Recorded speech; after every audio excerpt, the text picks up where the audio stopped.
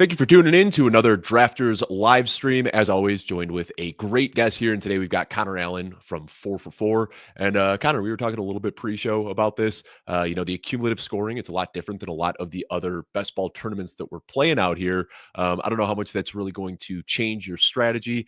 I mean, little tweaks here and there, but we're all kind of playing the same game here. But looking at this draft that we pulled, we are going to be drafting from the 5 spot. How do you feel about that one this year? Yeah, I actually like the 5 spot a lot because it means you get one of, Chase, Bijan, CeeDee Lamb, Gibbs, Saquon. I think I would even include Justin Jefferson in that tier probably as well. But I'm really happy, honestly, with any of those 5 or 6 guys. I have like truly no complaints, honestly. And then where are we at with let's make this first pick here. I mean, you kind of said the guys that we were looking at. So CeeDee Lamb or Saquon Barkley, will throw both of them in the queue. In full PPR, I prefer CeeDee to Saquon, but I'd be happy with either of them. Are you throwing Justin Jefferson or Christian McCaffrey now that it seems like the injury concerns have been pushed back a little bit? Are you throwing them in consideration for that 5 spot, or do you think that's still too rich? I haven't taken any CMC at 5. Justin Jefferson now, I mean, as long as he's healthy, I think that's okay. Addison's going to miss a couple games. Their wide receiver 3, just Naylor as well, is like going to be injured. So I'd probably go Saquon here, but I think Justin Jefferson honestly is fine as well. So, Well, I'll let you make the final choice. This is your stream. You want Saquon or Jefferson? let's get weird. Let's do Justin Jefferson. Why not?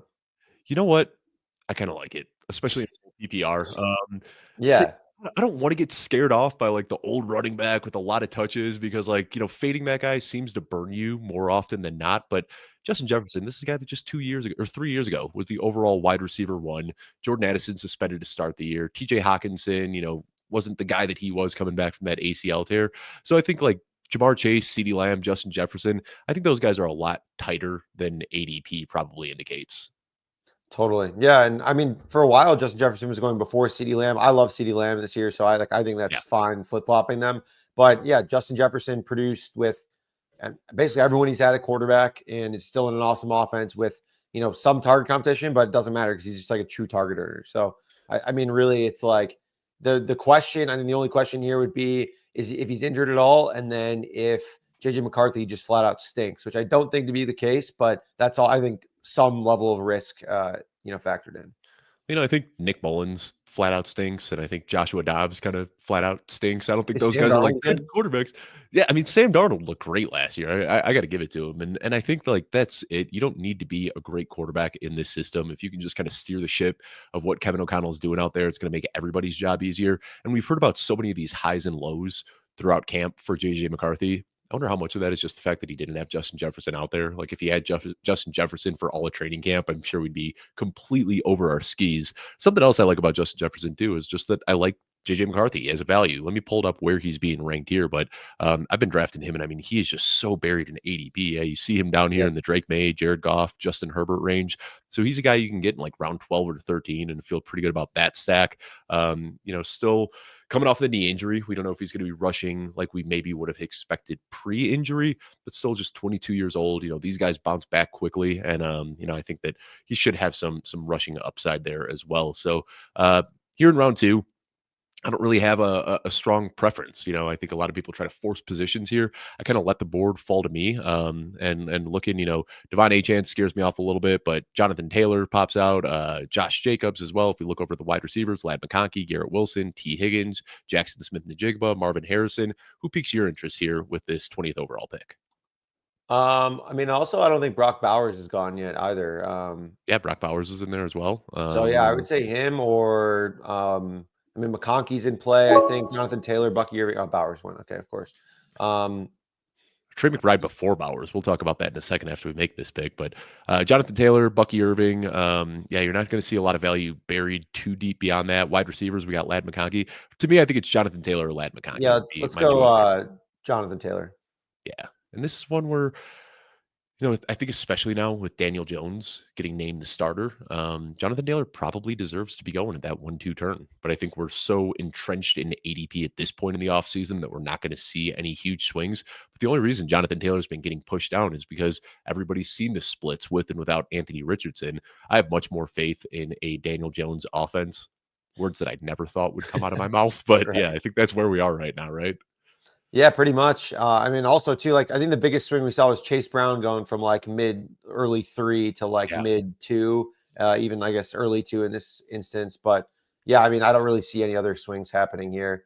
Also, Garrett Wilson going 211. I mean, that's a little rich for me just based on what we know about the offense. We're up. Let's see here. What do we got? JSN jumps out to me. So does Omari and Hampton. Definitely not paying up for George Kittle here. Probably not interested in taking the quarterback either. I think it's Omari and Hampton, Kyron Williams, Travion Henderson, James Cook, Jackson Smith, and Jigba. Let's I'd be fine with any of those guys. let's do JSN. I think that probably makes the most sense here. That's what I was looking for. He's a guy that I've been like, I wasn't super high on earlier in the year, and I just have like, I have a lot of concerns about the Seahawks team in general. I have a lot of concerns about Sam Darnold. But when I like took a step back, I was looking at it like, okay, I think Cooper Kupp is almost certainly washed.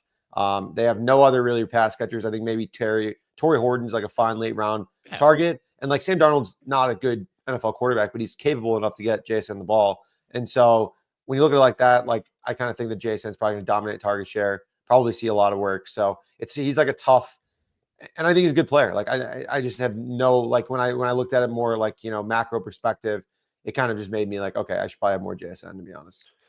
Let me throw out my exposure to JSN to you real quick and get your live reaction. Yeah, let's see what you got. 34% JSN. 34%. What do you think? Wow, that is hefty. I like it, man. You got to take some stands. I'm very much not a flat exposure person, so Right. I'm big on taking your stands and living and dying by your calls. And you know what? I've had some pretty good seasons doing best ball. Last year was the one year that I like really cranked up the volume. I did 500 plus drafts and I was trying to diversify and play the game building theories and all this sort of stuff. And one, it was really draining. Like I just started to hate best ball by the end of the season. Yeah. And two, I got taken to the cleaners last year, man. I lost so much money playing best ball. So this year I'm just going back. Like if I'm going to lose money, I want to at least lose money by like taking stances and not just like, getting the life sucked out of me for an entire summer and drafting every single player on the board. Totally. I mean, I think that's more fun. It's also just like, I don't know. Like I think we feel strongly enough about certain players that if you are locked in with your takes and have some good takes, you should be overexposed to those guys. And like, if you're right, you want to be rewarded for being right. Like if you love JSN and you have 15% JSN, like you're probably just not going to reach that ceiling outcome of like your team because you don't have enough, essentially, because you probably just didn't have the right, combination or whatever. So if I'm right, I want to be right and get rewarded for it. So Devontae Adams is a guy that jumps out to me here. Haven't been drafting him a ton, but have you seen the recent reports coming out? Well, let's see who gets picked here first. We can talk about who we want. Devontae Adams jumps out to me, still on the board. DJ Moore, Cortland Sutton. We've also got Kenneth Walker, Breece Hall, DeAndre Swift, George Kittle off the board. So probably not looking at any of the other tight ends here. No. Who do you want with this fourth pick here, Connor? Yeah, I would go Adams here. I mean, I think in this spot now, like, I mean, he should be. In my opinion, if you could guarantee that Matthew Stafford's going to play a full season, like he should probably be like a mid-third round pick. Right. I just can't guarantee that, obviously. So like that's the problem because Matthew Stafford's like a kingmaker, dude. Like he's just every time, like every wide receiver in his offense, outside of like Allen Robinson, who's like dealing with some random issues, like is basically just crushed. So I think that him and Puka are both going to be in a really good spot this year, as long as Stafford's healthy. Now it looks like he's practicing again, so I think he's fine. And he's just someone who's probably going to get shot up every game, like probably just get some juice injected in, and he'll be good to go. But it's going to be painful. But again, we're not the ones going through that. As long as he's out there. Stafford's tough as nails, man. Like he's played through injuries. It feels like for the last 10 years. We do these training camp reports where we have different staffers focus on different teams, and our Jeff Bell is covering the Rams, and he started getting this hunch where he's like, Devontae Adams seems like he's really, really underrated. So he started reaching out to some Rams beat reporters, and he said, hey, I've kind of got this hunch based on what I'm reading. He had multiple people corroborate that Devontae Adams is the wide receiver one there, that he is getting the first reads, that he's going to be the target leader, and that Puka is kind of taking a back seat to Devontae Adams. And especially with Jimmy Garoppolo there, Garoppolo wasn't getting to a second read. So they said Puka wasn't getting too many touches. And it sounds like these ADPs, I don't want to say flip-flop because Devontae Adams is 33 years old on a new team. Right. There's some risk there. But I dropped Puka down a few spots in my rankings and moved Devontae Adams up. He's a guy I wasn't drafting a ton of now, and I'm trying to get some exposure to him, so getting him here in round 4, pretty happy with that. Jameson Williams is the guy that jumps out to me here, but I also love DeAndre Swift, love Alvin Kamara. Still will flip over Sam Laporta, Travis Kelce, not interested there. Patrick Mahomes, Justin Fields, no interest there. Of these running backs and wide receivers, who do you like best? Man, I think we had a guy like Jameson here would make a lot of sense. Just like so much explosive. We don't really like need his floor weeks. You know what I mean? Essentially, like, but we get all the booms. I mean, he's like a wide receiver 4 at this point. So like, I can't imagine a better wide receiver 4 than Jameson Williams in a best ball format, to be honest. Another 34% exposure. This is another Oh, like this would have just fallen exactly how I want. Jameson Williams, Jackson Smith, and Jigba. Those are the biggest stances I've made in the early rounds. Ricky Pearsall as well. I was drafting a lot of Ricky Pearsall when he was going in round 7 and 8. Now that yep, he's creeping up, I mean, we just saw him go right here, 55th overall. I love Ricky Pearsall, but it's one of those like I've drafted so much at a discount that you kind of get that like sticker shock when a guy raises in totally. value. Like there was a point in time where I was 50 something percent on J.K. Dobbins, and then he moved up into round 10. And it's like, well, I'm out there. And I don't want to say that's where I'm at, but these guys, Ricky Pearsall, Emeka Egbuka, Alvin Kamara, these guys that we see going off the board right now, these were great values a month ago. And now it feels like they've kind of settled into where they should be. Yeah, and Ibuka, I think, might even keep climbing up here. I'm surprised that he hasn't really. Oh, he went already. Yeah, so Yeah, he Ibuka, went I'm right after Pearsall. Yeah. continuing to climb. Like, I mean, especially with Jalen McMillan news of him probably missing at least half the season. Chris Godwin's return. I mean, we have just no idea about that. Like, he might not even play like half the season, He's maybe not even more. jogging yet. Have you seen that? Like he hasn't been That's cleared to jog on a practice field. That's rough. I think Yeah. that's really rough. But yeah, like so I think he's like probably rightfully going to go in like the late 6th. I don't know. I mean, I still love Travis Hunter. I still think that there's Yeah. like Jalen Waddle. I think is still a good pick. But after that, like I'm like very much in on Ibuka. Pearsall is fine, and I think they could probably be in the mix there. But just like thinking about it, like we got Jameson Williams 2 picks before Pearsall and 3 picks before Ibuka. I mean, Jameson Williams, like it's kind of like He's ahead the of those guys, in my opinion. yeah. I mean, like the Family Guy meme, like the magic box or like that like that's like Could that. be Like we're anything. just yeah, right. The boat or the yeah, exactly. That's what it is. So that's kind of what I feel like we got there with Jameson versus those 2 other guys. And, it used to be like I felt like you can go Jameson Williams, Ricky Pearsall, and Emeka Egbuka with your 5th, 6th, and Yes. 7th pick, and now all these Yeah. guys are going like back to back to back in the same round. So, Oh, man. you get some edges as you get closer to the season, but it also gets a little bit harder. We can go a lot of different routes here. Let's look at the running backs because we're a little thin there. Tony Pollard, I believe we drafted him last week on your stream, if I remember Yeah. correctly. I think that he's a fine pick here. We do need an RB2. We could also continue looking. There's still some good wide receiver value here with Matthew Golden and Chris Olave.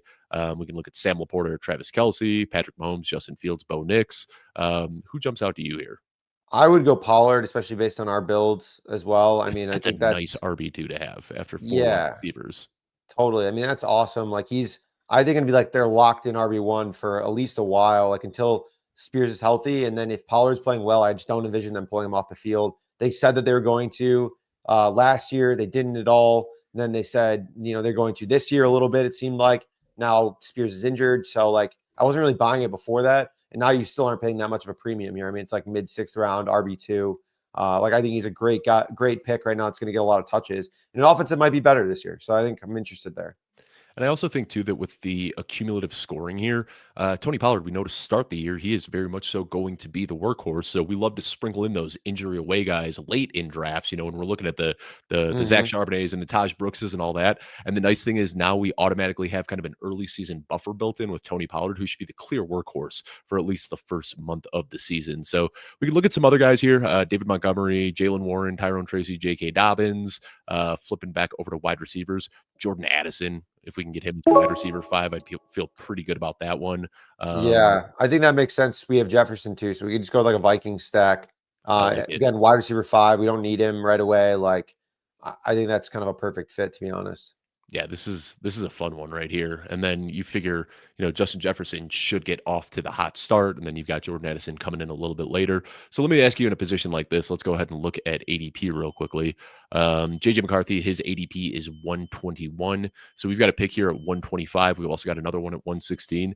Is this one, you can kind of play it both ways. We can say, we've seen that this draft room isn't crazy about Vikings. We can risk hitting him here at 125. Or in a situation like this, you just say, I'm paying up for McCarthy at 116. I'm not playing any games because if we miss that stack, we're just completely screwed. Yeah, I would go 116 generally, unless there's like some caveats that like if quarterbacks just like don't get drafted and there's like, a bunch left, or if like everyone on that wrap on the left like has a bunch of quarterbacks already. So like, Which, again, so yeah, I mean, Lamar Jackson, so Josh Allen, Joe Burrow. we get scared about this guy right here, but this guy passed on Justin Jefferson and he passed on Jordan Addison, which tells us that he probably isn't going to be crazy about taking McCarthy. Yeah, so we'll see when we get there, but like I'm not Yeah. opposed, I guess, given that shakeout, like no one If should be there's a taking. player we really want at 116, like if there's just a value we can't believe, Yeah. we'll take that player. And if it's just kind of whatever, maybe we'll take McCarthy. We'll cross that bridge when we get to it. But let's run down real quickly for anybody who's just tuning in. We started off the draft with Justin Jefferson, came back in round 2 with Jonathan Taylor, then Jackson Smith-Njigba, Devontae Adams, Jameson Williams, Tony Pollard, Jordan Addison. I mean, you always feel good after your draft after the first few rounds, but this, we were getting players that were falling to us below ADP. I do like in the full PPR putting a little bit more of a preference on wide receiver, but when you could put that preference on wide receiver, build a very strong wide receiver room, and then still have Jonathan Taylor and Tony Pollard, feel pretty good about that. So let's go ahead and look at our next pick, kind of talk through some guys we might be interested in here. David Montgomery continuing to fall for whatever reason. J.K. Dobbins, a guy, I said loved him earlier in the offseason, kind of tough with that new price. Zach Charbonnet, we're getting this news out of Seattle. Story just came out today that they're kind of viewing him as more of like a RB1B rather than the RB2 that we could see split backfield. Is that a guy you think you'd pay up for, or are you okay just kind of waiting to see how that shakes out?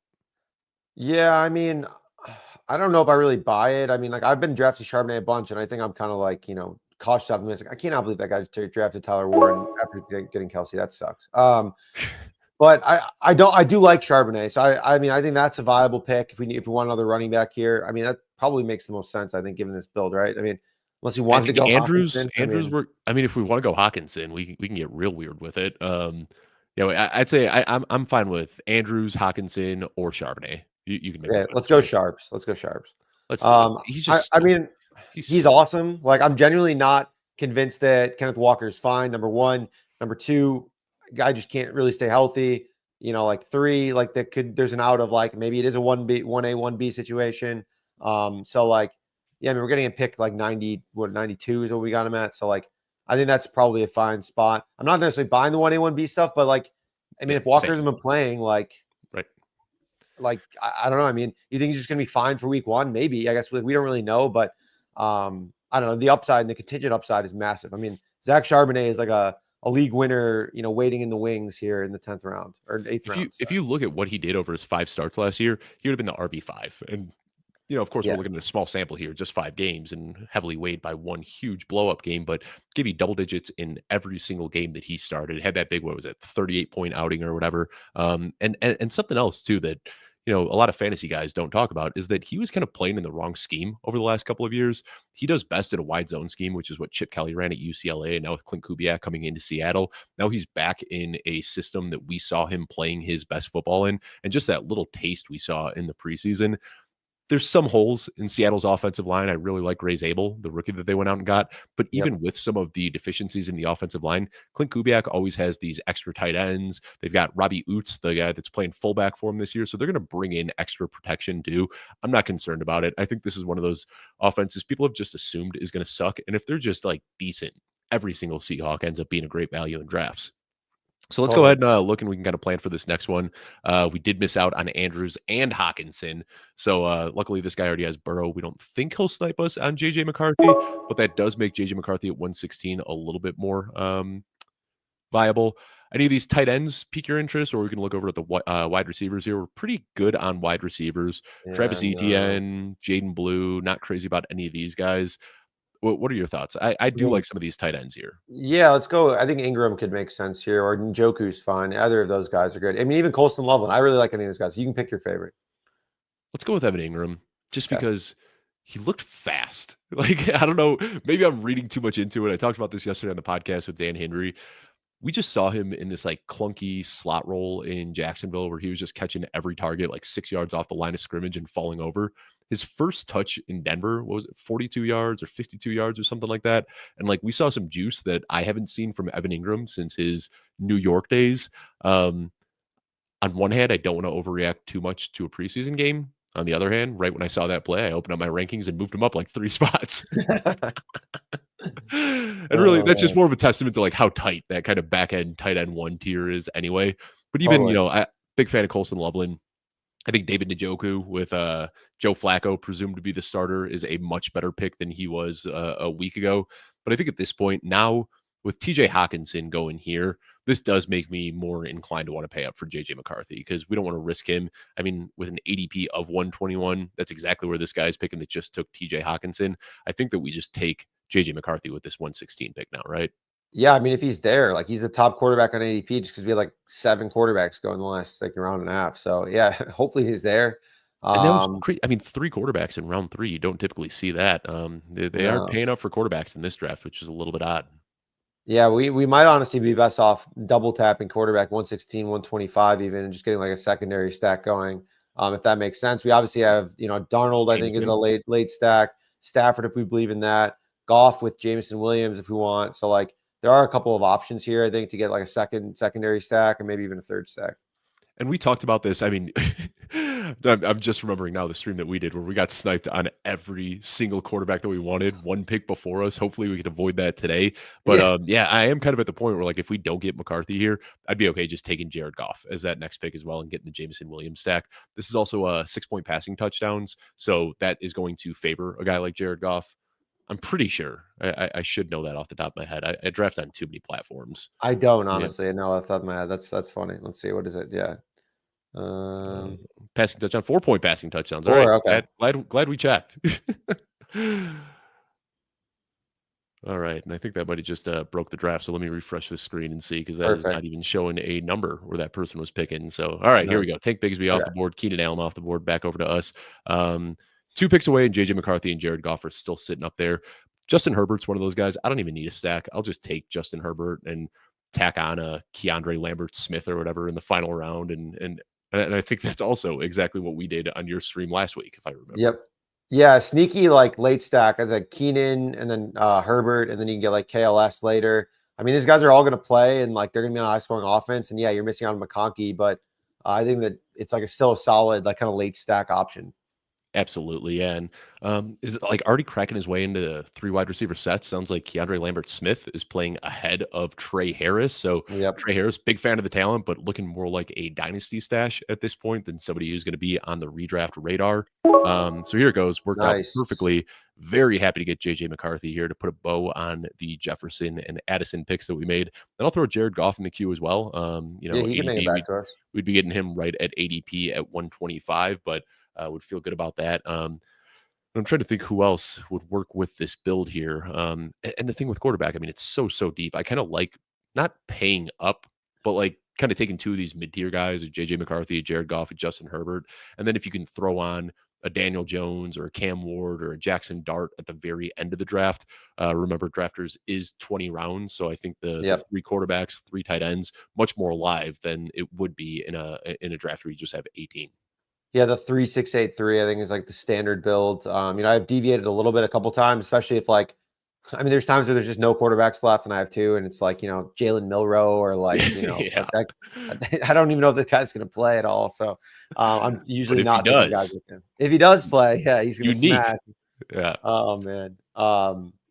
Yeah, you mentioned the Trey Harris call out too. There was some sports books posted a Trey Harris line for week 1 at like 35 receiving yards.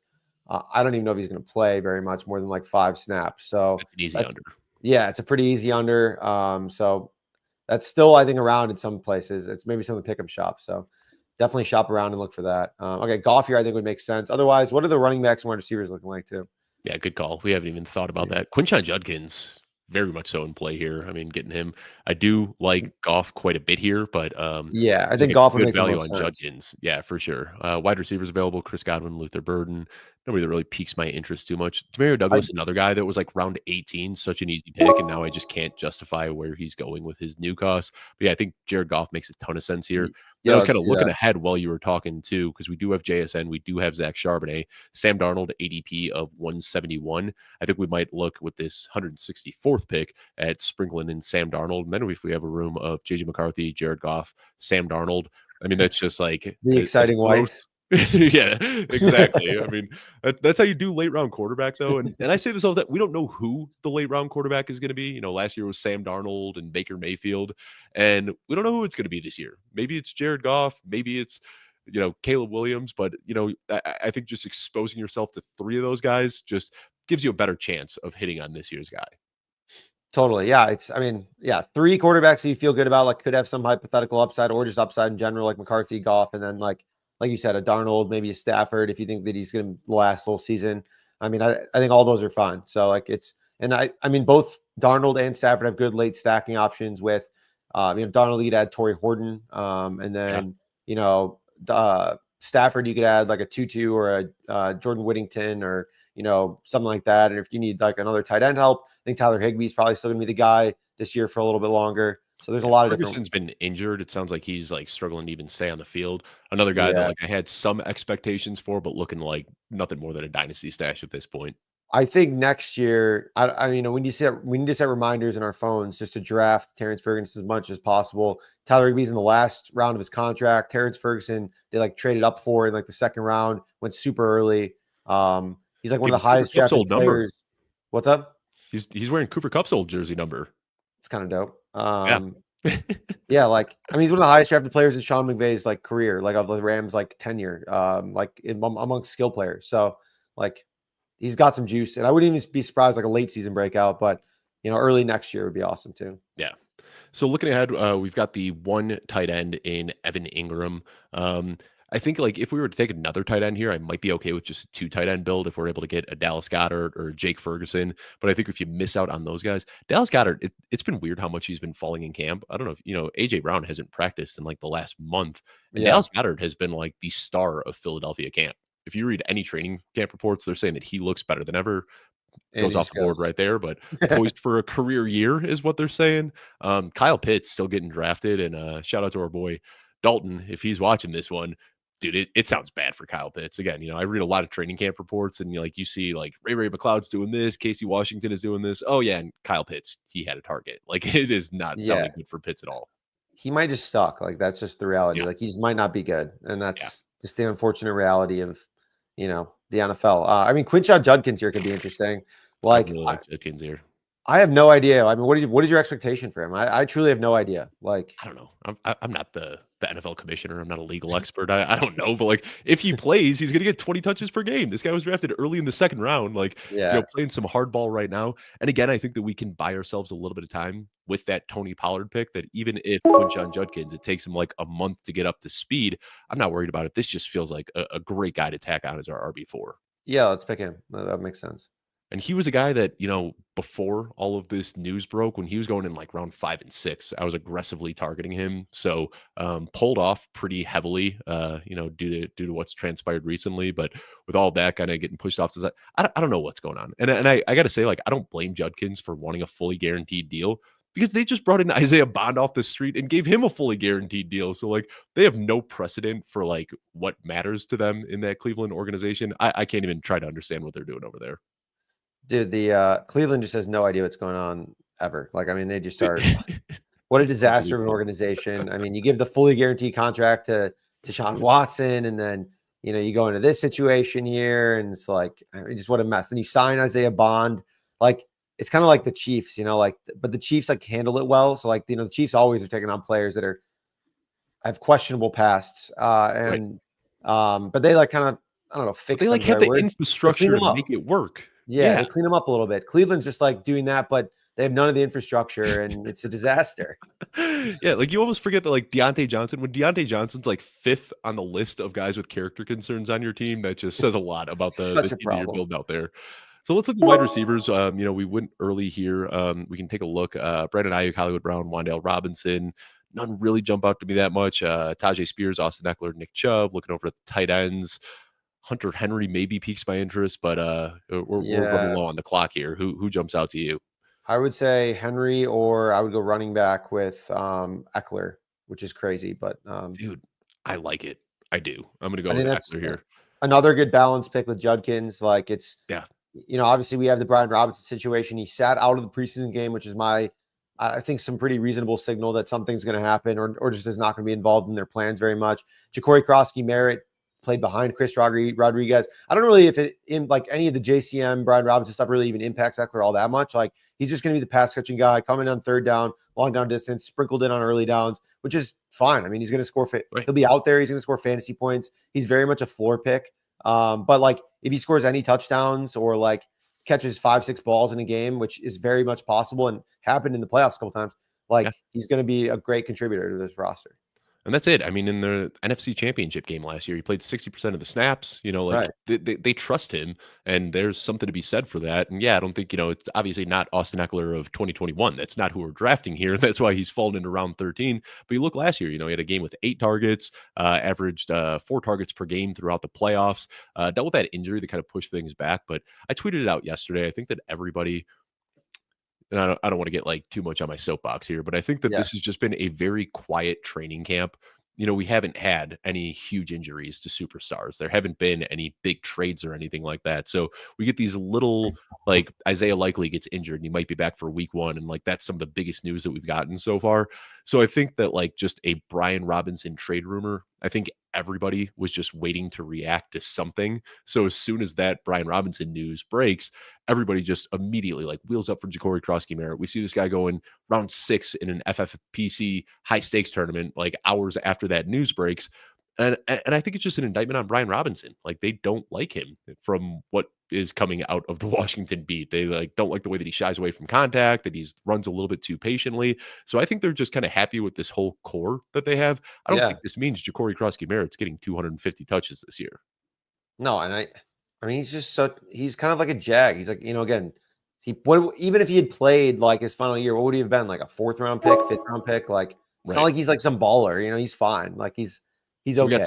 we got sniped on Darnold here. Cool. We do need another tight end. What do you think about Zach Ertz? We'll just go with all the old dudes in Washington, Eckler and Ertz. Sure. Let's do it. Yeah, why not? There's another one, Eckler. Ertz is younger than Travis Kelce. I feel like I need to talk Really? about that all the time. Yeah, like people just have this idea that Zach Ertz is just like washed up in dust, and like people are still paying up for Travis Kelce in round 5. Zach Ertz is like half a year younger and coming off a tight end 1 season, and has just been. I read a report yesterday that said Zach Ertz is aging like fine wine and looks better this year than he did last year. I mean, he's just gonna catch the ball and fall down. That's fine. Like he doesn't need to do anything else. He's just gonna catch, 8, 9 yard balls and he catches 5 or 6 of them a game. He's good to go. It's like that's Right. perfect. Also too, one last note on Eckler. I want to like when I'm doing redraft or like high stakes leagues, he's not a guy that I'm really targeting because he doesn't have the upside of like doesn't have much contingent upside, doesn't have much like chance to be like the guy or like an RB1. But I think his floor is way higher. And like in best ball, he's gonna have a couple weeks that he pops. It's just Right. when those are, you don't know. You don't really want to be playing that game. So I'm not taking him much in like redraft stuff, but best ball, I think he's a solid pick. Yeah, absolutely. And yeah, he's a guy I'd probably never like if you're in a managed league and you're starting Austin Eckler, things probably went terribly wrong. But, if you draft him in where we got him round 13 and you get like 3 playable weeks, I think that alone is enough here. So we did get sniped on Darnold, which hurts a little bit, especially after taking JSN and Zach Charbonnet. Looking at the Yeah. other guys available, Anthony Richardson, not sure how much he's going to fall now. We do have Matthew Stafford still available. That probably makes sense unless you think Daniel Jones is the better pick than Matthew Stafford now. No, I think Stafford's probably the guy here. I'm not really buying. I mean, Colts are another kind of a mess of an organization. Saying that they committed to Daniel Jones for the whole season, like I'm kind of calling BS on that. I mean, if Yeah. Daniel Jones is playing like shit, like they're gonna pull his ass out. Like, I mean, sorry, I don't know if I'm allowed to cuss on here. How do you think to pull him out? Like that's Right. crazy. Like that's I just don't buy that at all, to be honest. Yeah, I think that I don't know. That's another much like the Browns. I don't even know if they know what they're doing in Indianapolis. Like, sure, Daniel Jones is going to be the week 1 starter. I'm not buying on that for a full 17 games. We'll see how that shakes out. So, do you think Stafford is the pick here as a QB3, or do any of these tight ends pique your interest? Yeah, Stafford or probably Stafford, to be honest. I mean, there's no Because other if we miss out on guy. Stafford here, it gets gross pretty quick. Yeah, I think we got to go Stafford and then just lock in our 3rd quarterback and call it a day there. We still got 5 rounds left, so we'll get another tight end. I mean, we invested so many early picks, and let's just go back for anybody just tuning in so they can see here. I feel like it's okay, kind of reaching a little bit for the tight ends and quarterbacks in the middle rounds because we went with our first 8 picks, all running backs and wide receivers. So Justin Jefferson, Jonathan Taylor, Jameson Williams, Devontae Adams, or Jackson Smith and Jigba, and then Jameson Williams, Tony Pollard, Jordan Addison, Zach Charbonnet, Evan Ingram, JJ McCarthy, Jared Goff, Quinshon Judkins, Austin Eckler, Zach Ertz, and Matthew Stafford. We did get 2, like I'd be happy with this tight end room, except they both have week 12 buys. That was a little oversight when we selected Zach Ertz. So Okay. this is one like, if we just have to throw on, at the very end of Theo Johnson or Juwan Johnson, something like that, we can make that work. I'm not going to sweat about that one right now. But I think with these next few picks, we'll want to get one more tight end in here. But then looking at the rest of our team, we are currently sitting at 5 running backs and 5 wide receivers. So with these final picks, we'll probably want one tight end, maybe one more running back, and then probably 3 more wide receivers. Or do we want to go with the 2 running backs, 2 wide receivers? We'll kind of see how the board falls, but there's a lot of different ways we can go with these final picks here. Yeah, we haven't drafted a wide receiver in like 10 rounds almost, it feels like. Maybe, yeah, since I round feel like 7. there is such a fall off after round 7 that I'm okay kind of doing the barbell approach where like you get your stud wide receivers early Yep. and then tack on a Jordan Whittington or a Cavante Turpin or a Keandre Lambert Smith at the very end there. And I think with tight end too, like you mentioned Juwan Johnson. Juwan Johnson's gonna be out there all the time. Theo Johnson's gonna be out there all the time. Like, I don't know if any of them are any good, but they're gonna play a lot on them, and they could see target volume. And then same thing with like, I mean, Mason Taylor is there. He's gone now, but like he's another option where, I mean, maybe you could sell me Bridge that he finishes as a tight end 1 this year. I wouldn't be that surprised. I got him as my tight end 14 in rankings. I've really been eating the cheese on Mason Taylor just because I see, Nice. you know, Justin Fields, he's throwing every ball is going to either Garrett Wilson or Mason Taylor. Like you're crazy if you think he's getting to his 3rd progression. So it's Yeah, either, no, going to Garrett Wilson, going to Mason Taylor, or he's running with it. yeah, absolutely. That's hilarious. I don't know. Do we want to go wide receiver here, running back? I mean, I don't necessarily love any of these guys, but Taj running Brooks back, and Kyle Monangai, really like both of them.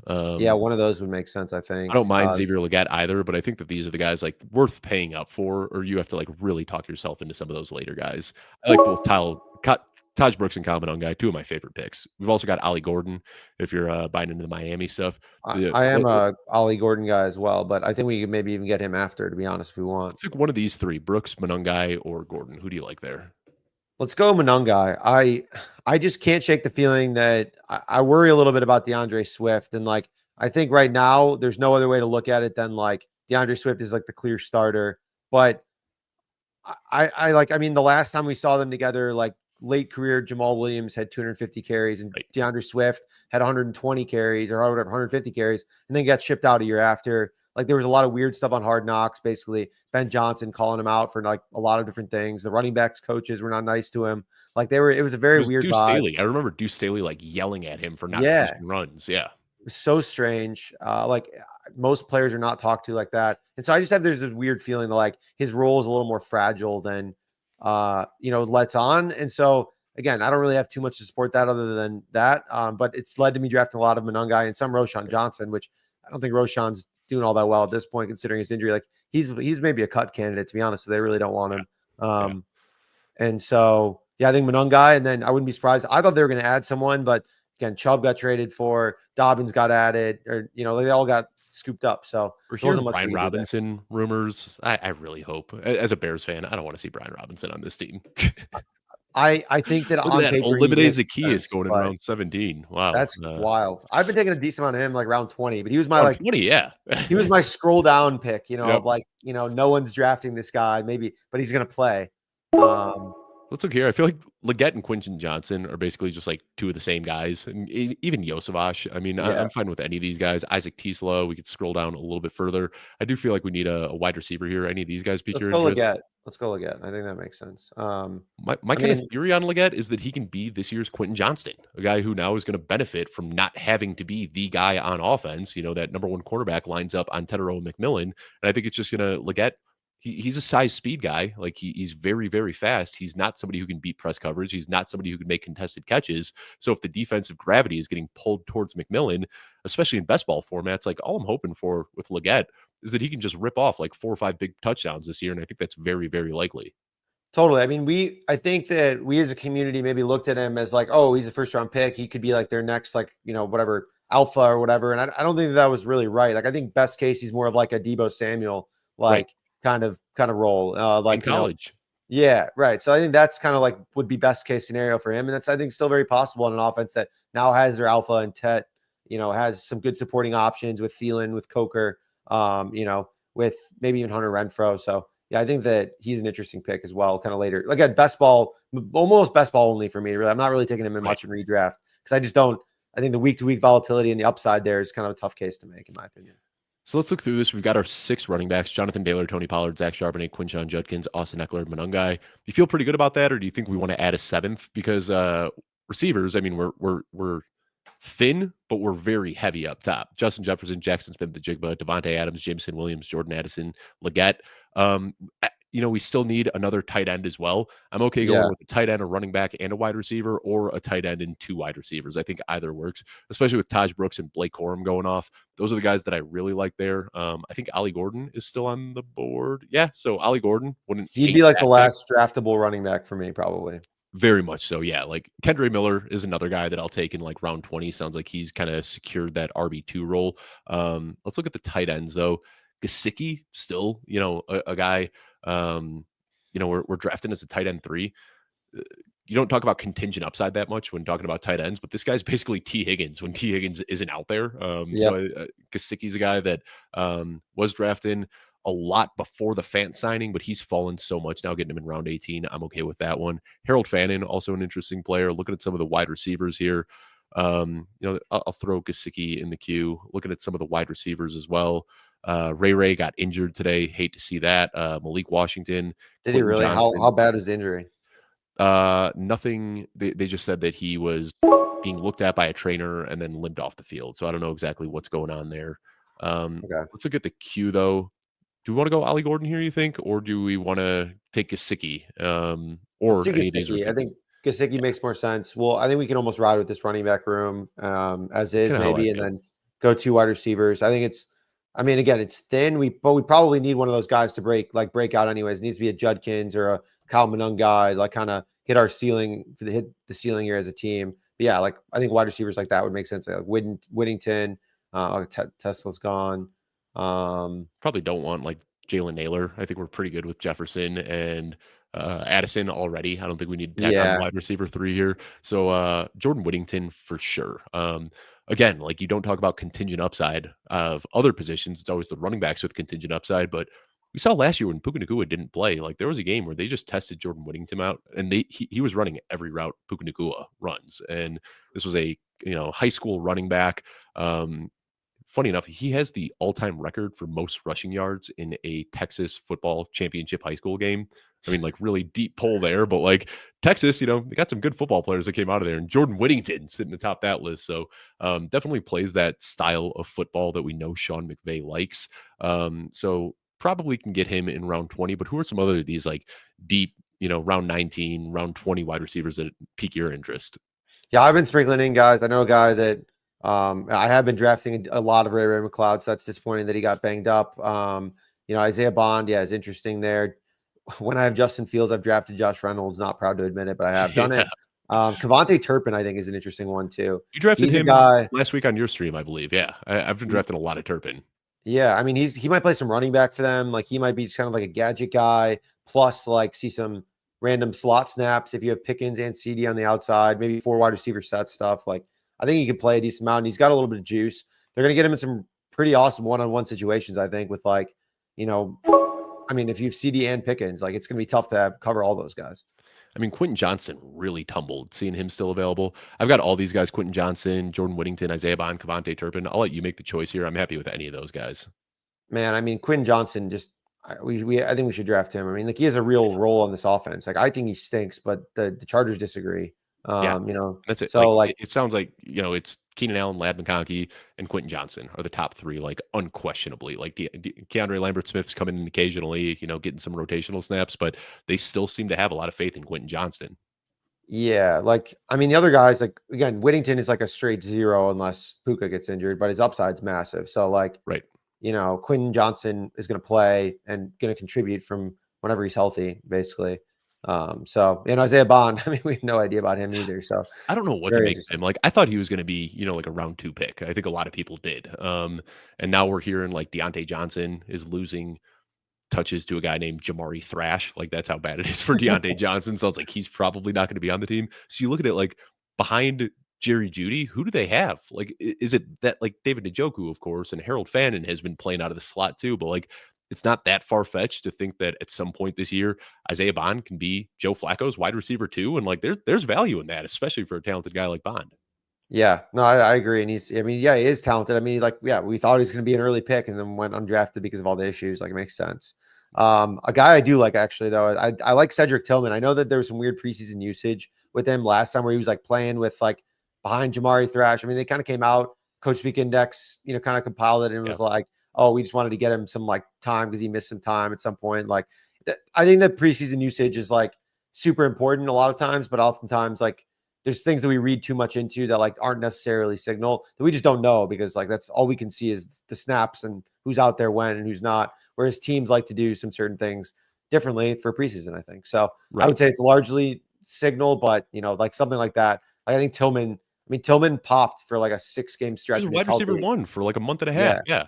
And now he's got Flacco. Like, I don't know. I just wouldn't. And there's some buzz out of, Cleveland. I know from one of our, mutual friends that was talking in one of our group chats saying that Tillman's got a ton of love internally Mhm. from that team. So I've been drafting a decent amount of Tillman lately. But like, obviously he's way gone around 20, but he's been a solid like round 15, round 16 pick for me. And shout out Coach Speak Index. I'm just gonna shamelessly plug my show that I'm doing a recording with Greg Branos tomorrow morning. Episode's gonna come out Friday. We're gonna talk a little bit about some of the training camp stuff, but much more about his process and the database that he has built out there, just doing the Lord's work. I mean, I love like one of my favorite accounts to pop up in the last few years. Greg is an awesome, awesome guy. Totally. Yeah. I hopped on his show last week and he's doing a show with me tomorrow as well, like a Nice. live stream. So it's love, We're all in the same Greg. circle. As Yeah, Sidney Wood likes literally. to say, we're all playing in the same sandbox. We got it was a nice little home and home, we got me and you both did it, a little home and home, and then now Greg and I, and so it's awesome. And guess what? Just last week, I was on Greg's show doing a BBM stream. So yeah, it's all connected. We're all That's doing the same amazing. stuff here. So Whittington, Bond, or Turpin. I like all these guys. I'll move Turpin.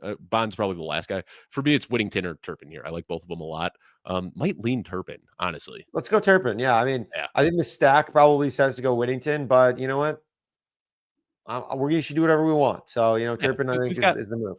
We've got Adams too, and like I think that's really why we did that stack. But let's go ahead and look at this team rundown real quickly. We talked about it at the top of the show. 3-6-8-3 is kind of the optimal format or the optimal build that we want in this format, and that's what we ended with. JJ McCarthy, Jared Goff, and Matthew Stafford in the exciting white quarterback room, as you like to say. Jonathan Taylor, Tony Pollard, Zach Charbonnet, Quinshon Judkins, Austin Eckler, Kyle Monangai. A very typical hero RB build, but Jonathan Taylor, I love that value, getting him at 20th. Now that we know Daniel Jones is going to be the starter, Oh yeah. I think we'll see him move up the board a little bit, but really happy to get him here where we still did. Wide receiver room just absolutely loaded to the gills here. Justin Jefferson, Jackson Smith-Njigba, Devontae Adams, Jameson Williams, Jordan Addison as a wide receiver 5. And then we just waited over 120 picks to take our next 10 full rounds until we dip back in, but then able to get some great value there as well. Xavier Legette, Quentin Johnson, Kevontae Turpin, and then tight end room, probably the weakness on this team, but you always have to have some sort of weakness when you're building a team out like this. Evan Ingram, Zach Ertz, Mike Gesicki. Overall, I'm happy with this one. Looking back at the board here, Connor, is there anything specifically that you wish we had done differently? Kind of looking at a pick like, hey, had we gone this way, it would have been a sliding doors moment for something else. I will say, last week we just had some terrible luck. We got our teeth kicked in doing that draft on Yeah. DraftKings together last week. This one feels a little bit nicer. Yeah, no, I like this team a lot, actually. I mean, like, I think the only other like 1v1 is we could have probably gone Barkley, McConkey instead of Justin Jefferson, Jonathan Taylor, but then obviously that would have changed maybe some of our Viking stack. But like, I think Justin Jefferson, Jonathan Taylor might be a better 1v1 than Yeah. Barkley, McConkey. So like, I think we made the right decision there. Adams was a steal. Pollard, I think, fell a lot. Addison fits perfectly with our build. And then, any Kenneth Walker holdout or Charbonnet, just, any kind of role there would be massive. So yeah, I think we played this well. It's like a great mix of floor and upside players. And I think that's kind of what you want. All right, Connor. Well, I'll be back in Chicago this January. So when I get this $500,000 payout for this one, you and we could have a nice dinner at RPM Steak. My treat, of course. But I Let's want to thank go. you for taking the time today. Before we sign off, I probably should have opened this show with this, but everybody knows who you are. And, like I said, we're all playing in the same sandbox. But let people know what you're working on, where they can find you on social media and all that good stuff. Yeah, you can find me on Twitter at Connor Allen NFL. If threads trigger you, do not follow me. But otherwise, I think they're decently packed with some information as well, trying to make those actionable. But no, Favorite yeah, you thread can boy find out all my there. stuff there and Best Ball Live. So that's another option. No, I do, and we kind of joked about this. I I have to do threads. You have to do threads. It's something that nobody feels good about, but your threads are different, Connor, because you take accountability. You say, like, this is where I was right and this is where I was wrong last year. And I think that more than anything, like being able to kind of show your process, show where you went wrong. I think that's why you're one of the more trusted voices and why people look at you as one of the sharper analysts out there. So I know we're kind of a little tongue in cheek here, but you're doing awesome stuff, Connor, and appreciate you making the time today. I want to thank everybody who took the time to tune in today. I'll be back next Wednesday. We are looking at potential overlay on this drafters contest. Their main event right now is still below 50% full with just about 2 weeks left until kickoff. So get in there, get a chance to get some overlay where you can really, already improve odds on winning on this contest. And if you haven't signed up yet, use promo code football guys, and that will get you a 100% deposit match up to $100 on your first deposit. So I want to thank everybody who took the time to tune in today. I'll be back next week.